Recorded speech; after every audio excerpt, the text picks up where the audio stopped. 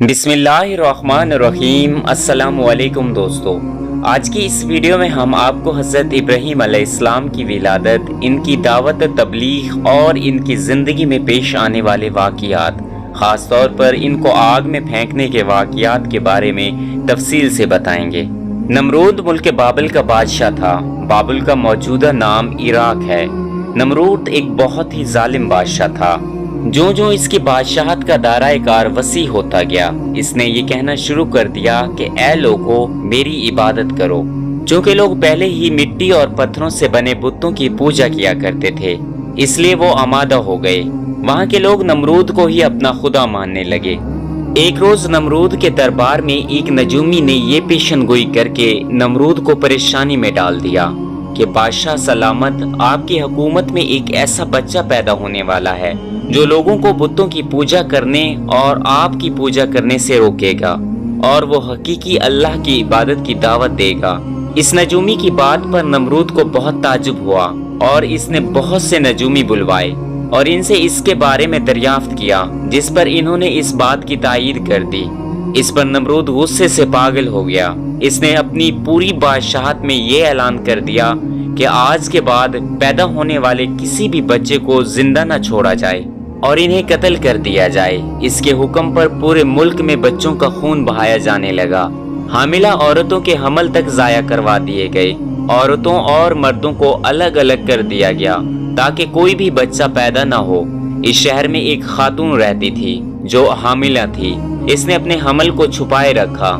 जब बच्चे की पैदाइश का वक्त करीब आने लगा तो वो शहर को छोड़कर चली गई। शहर के बाहर इनके यहाँ एक बेटा पैदा हुआ।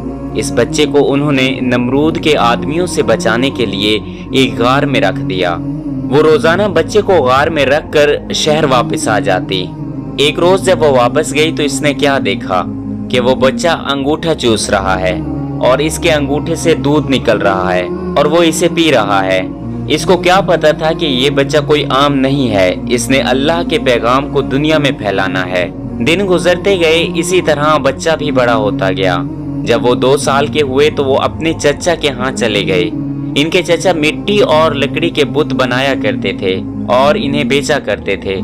आप अलैहिस्सलाम एक दिन एक बुत के गले में रस्सी डालकर इसको घसीटते चले गए और ऐलान फरमाते गए कि बुत ले लो, मिट्टी से बने हुए बुत ले लो, जो ना किसी को फायदा पहुंचा सकते हैं और ना ही नुकसान, जो ना तो बोल सकते हैं और ना ही हरकत कर सकते हैं। इस पर बुतों की पूजा करने वालों पर यह बात नागवार गुजरी।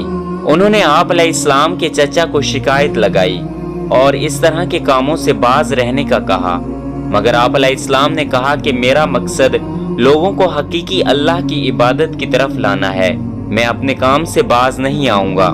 चुनाचे वक्त गुजरता गया, आप अलैहिस्सलाम ने भी अपने काम को जारी रखा।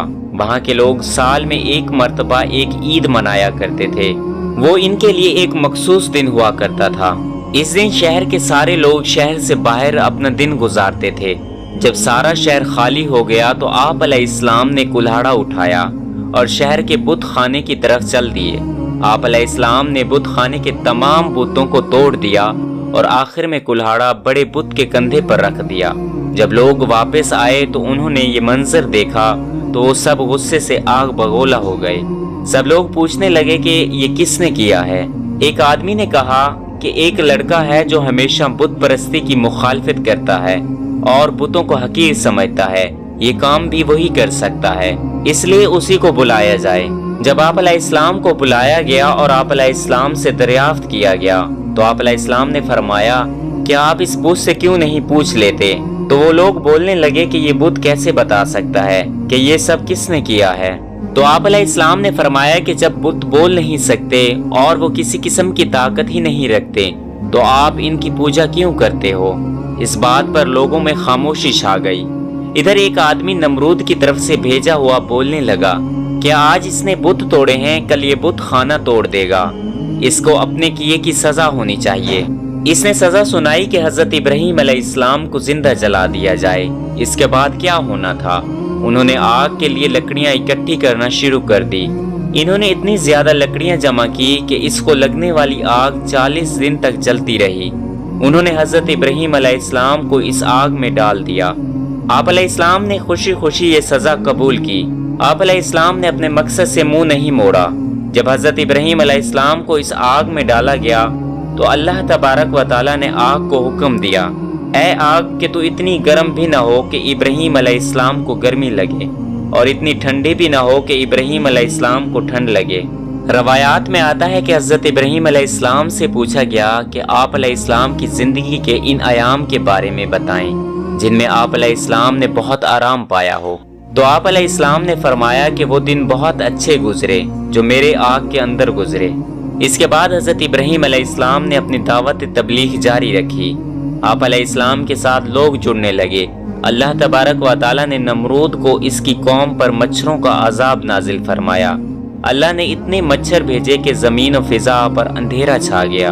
پھر اللہ تبارک و تعالیٰ نے نمرود پر ایک کمزور سا مچھر مسلط فرمایا جو کہ اس کی ناک کے ذریعے اس کے دماغ میں داخل ہو گیا، جو اسے بہت زیادہ تکلیف دیتا تھا، جس پر نمرود نے حکم دیا کہ جب اسے یہ تکلیف ہو تو اس کے سر پر جوتے مارے جائیں۔ چنانچہ 40 سال تک وہ ایسے ہی جوتے کھا کھا کر جیتا رہا، مگر اس نے راہ حق قبول نہ کی۔ پھر اس کی موت ایسے ہی ہو گئی۔ اس سے ہمیں یہ سبق ملتا ہے کہ اگر انسان راہ حق پہ ہو اور اس کے حوصلے مضبوط ہوں تو چاہے دنیا کے کتنے بھی بادشاہ اس کے سامنے آ جائیں وہ ان سے نہیں ڈرتا۔ اللہ پاک ہمیں راہ حق پہ چلنے اور ڈٹے رہنے کی توفیق عطا فرمائے۔ آمین ثم آمین۔